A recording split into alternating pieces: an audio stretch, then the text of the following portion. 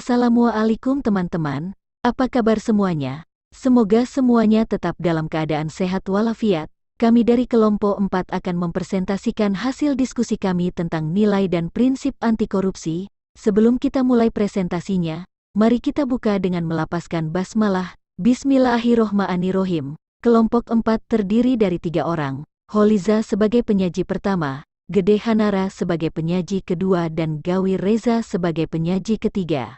Baiklah kita langsung saja ke presentasinya. Untuk dapat memahami prinsip dan nilai anti korupsi terlebih dahulu, kita harus mengetahui apa sih penyebab korupsi. Mengacu pada berbagai aspek yang dapat menjadi penyebab terjadinya korupsi, dapat dikatakan bahwa penyebab korupsi terdiri atas faktor internal dan faktor eksternal. Faktor internal merupakan penyebab korupsi yang datangnya dari diri pribadi atau individu, sedangkan faktor eksternal berasal dari lingkungan atau sistem. Upaya pencegahan korupsi pada dasarnya dapat dilakukan dengan menghilangkan atau setidaknya mengurangi kedua faktor penyebab korupsi tersebut. Faktor internal sangat ditentukan oleh kuat tidaknya nilai-nilai anti korupsi tertanam dalam diri setiap individu.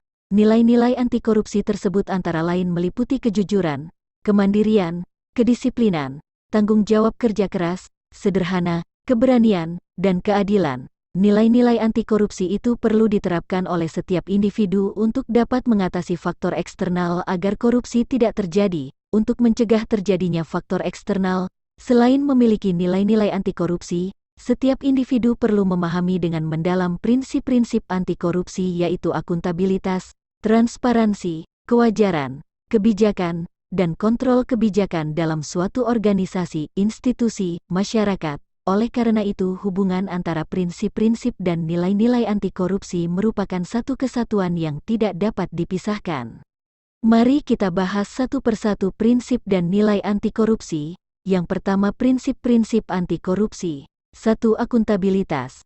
Akuntabilitas adalah kesesuaian antara aturan dan pelaksanaan kerja. Semua lembaga mempertanggungjawabkan kinerja sesuai aturan main baik dalam bentuk konvensi, de facto, maupun konstitusi, de jure, baik pada level budaya, individu dengan individu, maupun pada level lembaga. Dalam pelaksanaannya, akuntabilitas harus dapat diukur dan dipertanggungjawabkan melalui mekanisme pelaporan dan pertanggungjawaban atas semua kegiatan yang dilakukan, evaluasi atas kinerja administrasi, proses pelaksanaan, dampak dan manfaat yang diperoleh masyarakat baik secara langsung maupun manfaat jangka panjang dari sebuah kegiatan.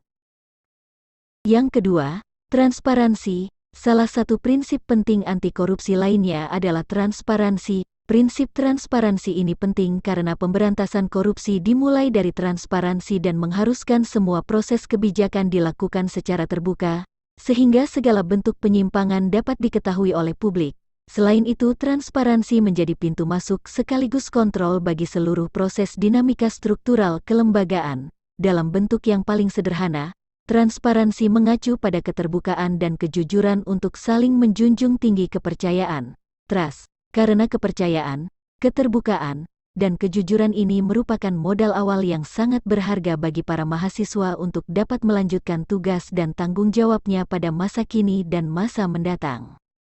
Yang ketiga, kewajaran. Prinsip fairness atau kewajaran ini ditunjukkan untuk mencegah terjadinya manipulasi, ketidakwajaran, dalam penganggaran, baik dalam bentuk markup maupun ketidakwajaran dalam bentuk lainnya. Sifat-sifat prinsip ketidakwajaran ini terdiri dari 5 hal penting: komprehensif dan disiplin, fleksibilitas, terprediksi, kejujuran dan informatif. Komprehensif dan disiplin berarti mempertimbangkan keseluruhan aspek, berkesinambungan, taat asas, prinsip pembebanan, pengeluaran dan tidak melampaui batas, off budget. Yang keempat, kebijakan. Prinsip anti korupsi yang keempat adalah prinsip kebijakan. Pembahasan mengenai prinsip ini ditujukan agar mahasiswa dapat mengetahui dan memahami kebijakan anti korupsi. Kebijakan ini berperan untuk mengatur tata interaksi agar tidak terjadi penyimpangan yang dapat merugikan negara dan masyarakat. Kebijakan anti korupsi ini tidak selalu identik dengan undang-undang anti korupsi, namun bisa berupa undang-undang kebebasan mengakses informasi, undang-undang desentralisasi, undang-undang anti monopoli, maupun lainnya yang dapat memudahkan masyarakat mengetahui sekaligus mengontrol terhadap kinerja dan penggunaan anggaran negara oleh para pejabat negara. Yang kelima, kontrol kebijakan. Kontrol kebijakan merupakan upaya agar kebijakan yang dibuat betul-betul efektif dan mengeliminasi semua bentuk korupsi. Bentuk kontrol kebijakan berupa partisipasi, evolusi dan reformasi. Kontrol kebijakan partisipasi yaitu melakukan kontrol terhadap kebijakan dengan ikut serta dalam penyusunan dan pelaksanaannya. Kontrol kebijakan evolusi yaitu dengan menawarkan alternatif kebijakan baru yang dianggap lebih layak. Kontrol kebijakan reformasi yaitu mengontrol dengan mengganti kebijakan yang dianggap tidak sesuai. Nilai-nilai anti korupsi. 1. Kejujuran. Kata jujur dapat didefinisikan sebagai lurus hati, tidak berbohong, dan tidak curang. Jujur adalah salah satu sifat yang sangat penting bagi kehidupan mahasiswa. Tanpa sifat jujur mahasiswa tidak akan dipercaya dalam kehidupan sosialnya. Kejujuran. Nilai kejujuran di dalam kampus dapat diwujudkan dalam bentuk tidak melakukan kecurangan akademik. Misalnya tidak mencontek, tidak melakukan plagiarisme, dan tidak memalsukan nilai, tanda tangan.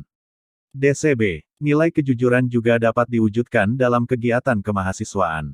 Misalnya membuat laporan keuangan kegiatan kepanitiaan dengan jujur. 2. Kepedulian. Arti kata peduli adalah mengindahkan, memperhatikan dan menghiraukan. Nilai kepedulian sangat penting bagi seorang mahasiswa. Sebagai calon pemimpin masa depan, seorang mahasiswa perlu memiliki rasa kepedulian terhadap lingkungannya, baik lingkungan di dalam kampus maupun di luar kampus. 3. Kemandirian. Kondisi mandiri bagi mahasiswa dapat diartikan sebagai proses mendewasakan diri yaitu dengan tidak bergantung pada orang lain untuk mengerjakan tugas dan tanggung jawabnya.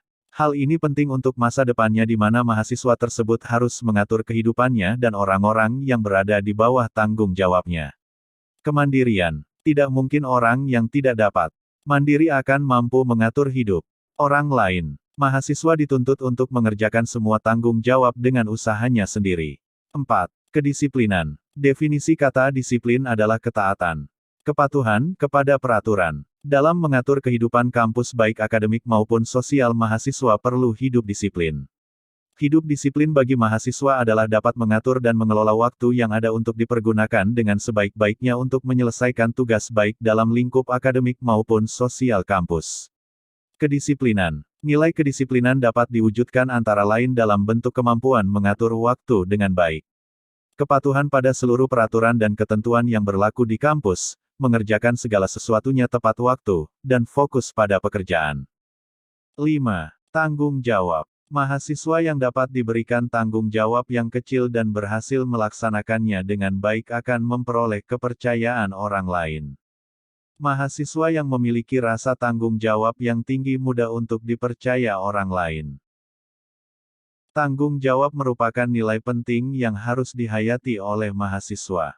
Penerapan nilai tanggung jawab antara lain dapat diwujudkan dalam bentuk belajar sungguh-sungguh, lulus tepat waktu dengan nilai baik, mengerjakan tugas akademik dengan baik, menjaga amanah dan kepercayaan yang diberikan. Baiklah, saya Gawi Reza Soleha akan melanjutkan materi yang sudah disampaikan pemateri kedua. 6. Kerja keras. Bekerja keras didasari dengan adanya kemauan. Di dalam kata kemauan, terkandung ketekatan, ketekunan, daya tahan, daya kerja, pendirian, keberanian, ketabahan, keteguhan dan pantang mundur. Bekerja keras merupakan hal yang penting guna tercapainya hasil yang sesuai dengan target. Akan tetapi bekerja keras akan menjadi tidak berguna jika tanpa adanya pengetahuan. Di dalam kampus, para mahasiswa diperlengkapi dengan berbagai ilmu pengetahuan. Kerja keras dapat diwujudkan oleh mahasiswa dalam kehidupan sehari-hari. Misalnya dalam melakukan sesuatu menghargai proses bukan hasil semata. Tidak melakukan jalan pintas. Belajar dan mengerjakan tugas-tugas akademik dengan sungguh-sungguh. 7. Kesederhanaan. Gaya hidup mahasiswa merupakan hal yang penting dalam interaksi dengan masyarakat di sekitarnya. Gaya hidup sederhana sebaiknya perlu dikembangkan sejak mahasiswa menganyam masa pendidikannya. Dengan gaya hidup sederhana, setiap mahasiswa dibiasakan untuk tidak hidup boros, hidup sesuai dengan kemampuannya. Dengan menerapkan prinsip hidup sederhana, mahasiswa dibina untuk memprioritaskan kebutuhan di atas keinginannya. Prinsip hidup sederhana dapat mengatasi permasalahan kesenjangan sosial, iri, dengki, tamak, egois, dan sikap-sikap negatif lainnya. Prinsip hidup sederhana juga menghindari seseorang dari keinginan yang berlebihan. Nilai kesederhanaan dapat diterapkan oleh mahasiswa dalam kehidupan sehari-hari, baik di kampus maupun di luar kampus. Misalnya hidup sesuai dengan kemampuan maupun sesuai dengan kebutuhan, tidak suka pamer kekayaan, dan lain sebagainya. 8. Keberanian. Mahasiswa memerlukan keberanian untuk mencapai kesuksesan. Tentu saja keberanian mahasiswa akan semakin matang jika diiringi dengan keyakinannya. Keyakinan akan kuat jika pengetahuannya juga kuat. Nilai keberanian dapat dikembangkan oleh mahasiswa dalam kehidupan di kampus dan di luar kampus. Antara lain dapat diwujudkan dalam bentuk berani mengatakan dan membela kebenaran, berani mengakui kesalahan, berani bertanggung jawab, dan lain sebagainya. 9. Keadilan. Berdasarkan arti katanya, adil adalah sama berat, tidak berat sebelah, tidak memihak.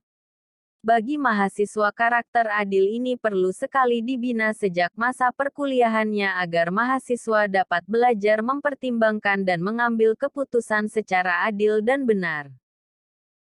Nilai keadilan dapat dikembangkan oleh mahasiswa dalam kehidupan sehari-hari, baik di dalam kampus maupun di luar kampus. Antara lain dapat diwujudkan dalam bentuk selalu memberikan pujian, tulus pada kawan yang berprestasi, memberikan saran perbaikan dan semangat pada kawan yang tidak berprestasi, tidak memilih kawan berdasarkan latar belakang sosial, dan lain-lain. Baiklah, terima kasih, sekian dari saya.